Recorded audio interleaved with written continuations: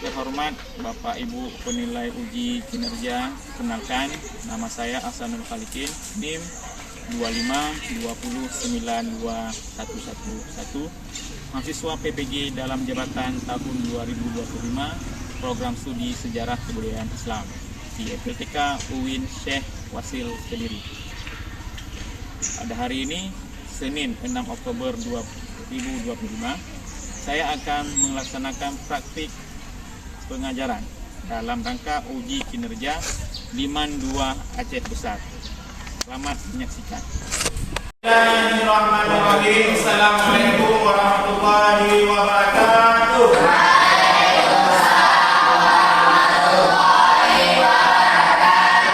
Alhamdulillah, hari ini kita sudah diberi kesempatan oleh Allah Subhanahu wa Ta'ala untuk belajar sejarah kebudayaan Islam. Oke, nah, di kelas 10 atau kelas 1 tingkat SMA, beberapa materi sudah kita pelajari. Seperti yang minggu lalu kita sudah mempelajari Piagam Madinah, ya. Bagaimana kondisi Madinah sebelum datangnya Rasulullah SAW. Kemudian selawat merangkaikan salam sama-sama kita sambil nyanyikan kepada Nabi besar Muhammad Sallallahu Alaihi Wasallam. Kita tiap hari, tiap waktu dalam ibadah kita, dalam sholat kita selalu berselawat kepada Nabi besar Muhammad Sallallahu Alaihi Wasallam. Untuk memulai pelajaran kita hari ini, marilah sama-sama kita membaca doa. Silakan Muhammad Arif membaca, memimpin teman-teman dalam belajar.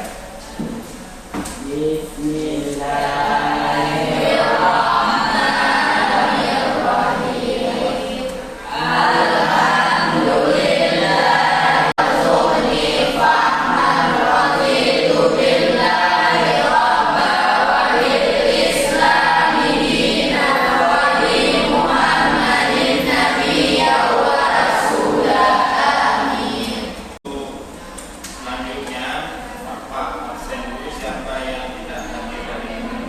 Arif Tuhan, Ariful Akbar, ya, Davi, Fitri Amelia, Isma Kamila, Muhammad Arif, Sira Balkis, Nadia Inayatul,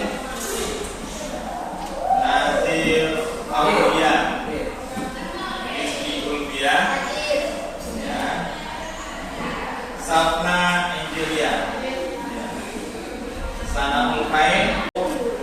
Mulai pelajaran kita hari ini, mari sama-sama kita menyanyikan lagu nasional yang berjudul Satu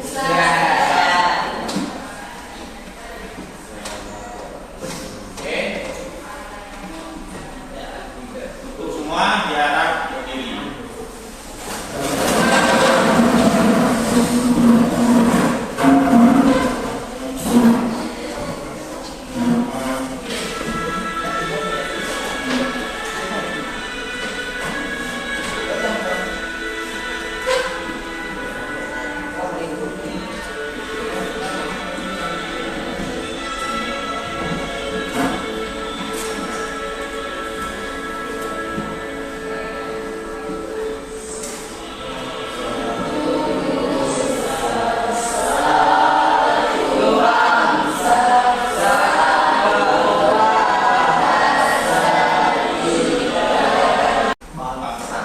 Apa yang terbayang pertama sekali?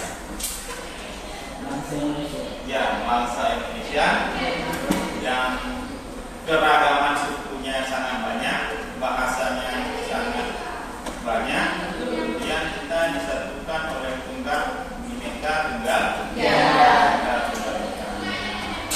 Dari itu sangat bersangkut paut dengan apa yang kita belajar hari ini. Walaupun kita sudah meyakinkan diri satu nusa, satu bangsa, tapi bukan tidak mungkin. Banyak konflik yang masih terjadi di berbagai belahan wilayah Indonesia. Ada konflik agama,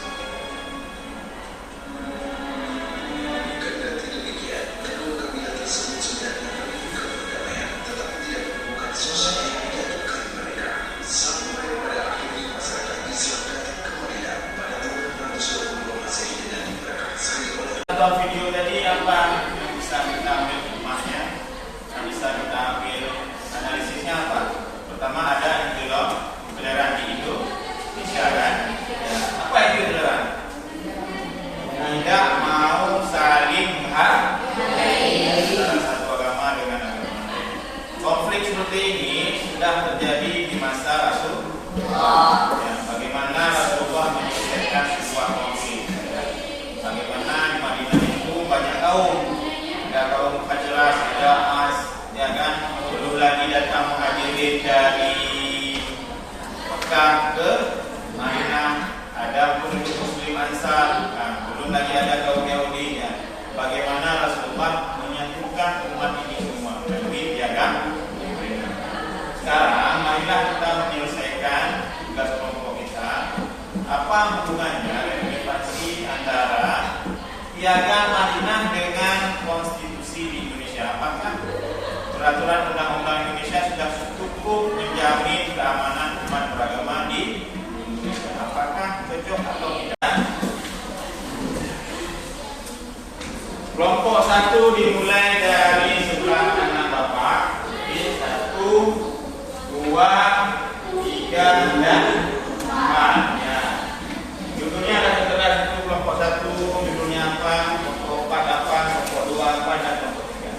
Ya, ini adalah salah satu isi pasal-pasal dalam piagam Madinah. Ya, silahkan diselesaikan. Kalau kurang, ditanya sama apa yang belum dipahami.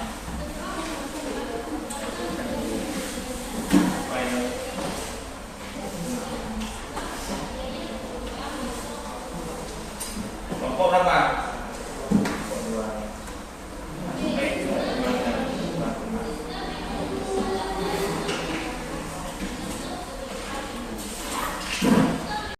Kebebasan beragama dan toleransi.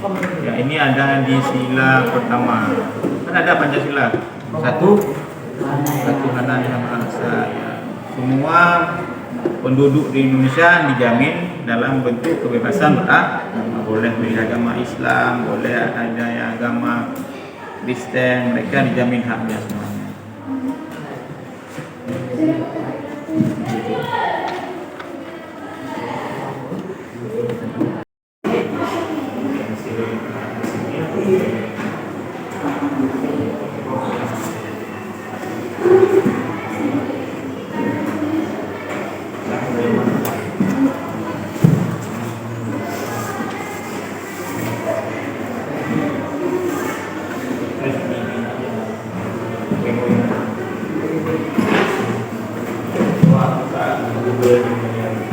Menganalisis apa hasil kerja kelompok kita, maka sekarang kita presentasi dan berikan penjelasan kalian tentang analisis kalian, tentang analisis bagaimana hasil kerja teman-teman bersama satu kelompok dan lain-lain dan sebagainya. Dimulai dari kelompok yang pertama, marilah sama-sama kita menyimak. Kita menyimak sama-sama dari kelompok pertama. Silakan kelompok pertama Muhammad Arif dan teman-teman.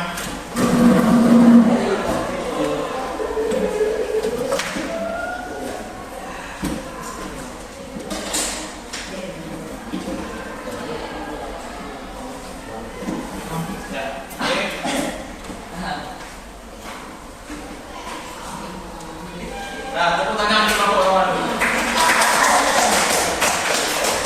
Silakan Muhammad Pagi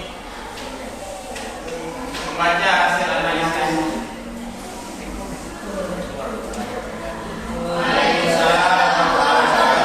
Kita menjadi non muslim terutama kaum Yahudi di Madinah.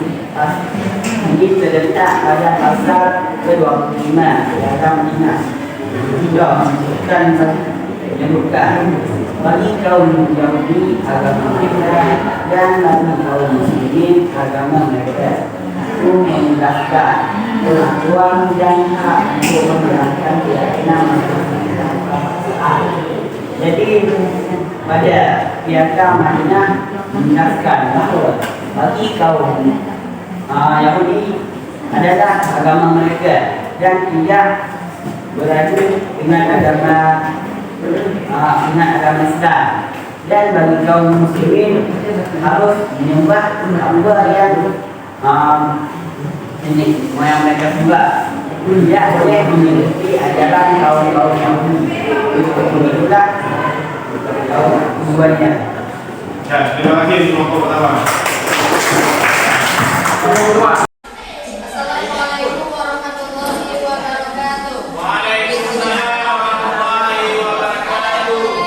Kami dari kelompok 3 ingin mempresentasikan analisis komparatif Piagam Madinah dan Pancasila dan Undang-Undang Dasar 1945 tentang aspek keadilan dan penegakan hukum yang beranggotakan Hisma Kamila, Sylvia Diana, Sanopera, Putri Amelia, Utrelia. Aspek keadilan dan penegakan hukum dalam konteks toleransi di Indonesia menunjukkan adanya kesenjangan dan jaminan konstitusi dengan realitas praktis. Dan Piagam Madinah memiliki relevansi historis dan filosofis sebagai model acuan dalam menegakkan prinsip-prinsip tersebut. Keadilan dan penegakan hukum dalam toleransi di Indonesia. Indonesia adalah negara multikultural yang menjunjung tinggi toleransi dan kebebasan beragama, sebagaimana dijamin dalam UUD 1945.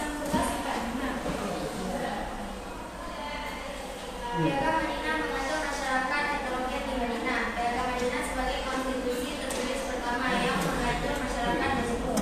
Prinsip utama Piagam Madinah yaitu kesejahteraan dan keadilan hukum, toleransi dan kebebasan beragama, tanggung jawab bersama.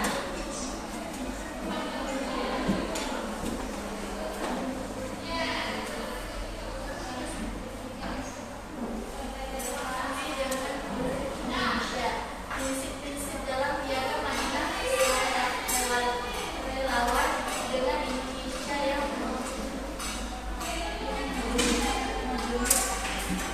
penguatan moderasi beragama. Nilai Piagam Madinah seperti keadilan sosial menjadi inspirasi bagi upaya pemerintah Indonesia dalam mempromosikan moderasi beragama sebagai respon terhadap radikalisme.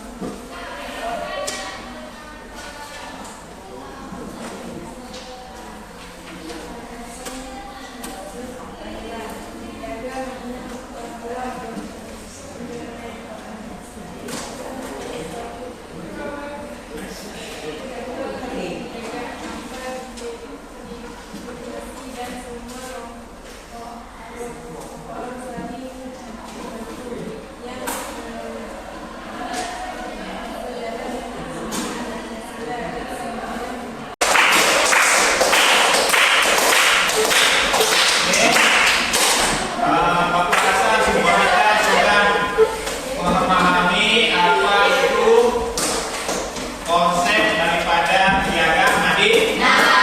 Bagaimana Rasulullah 14 abad yang lalu sudah menetapkan bahwasanya bagaimana tata cara hidup dalam kerukunan beragama. Pada masa Rasulullah pindah ke Madinah dari Mekah hijrah ke Madinah, di Madinah sudah ada masyarakat Yahudi, masyarakat yang non-Islam dari kaum Khazraj dan Aus, masyarakat Muslim dari kaum Ansar. Kenapa bisa hidup berbarengan dan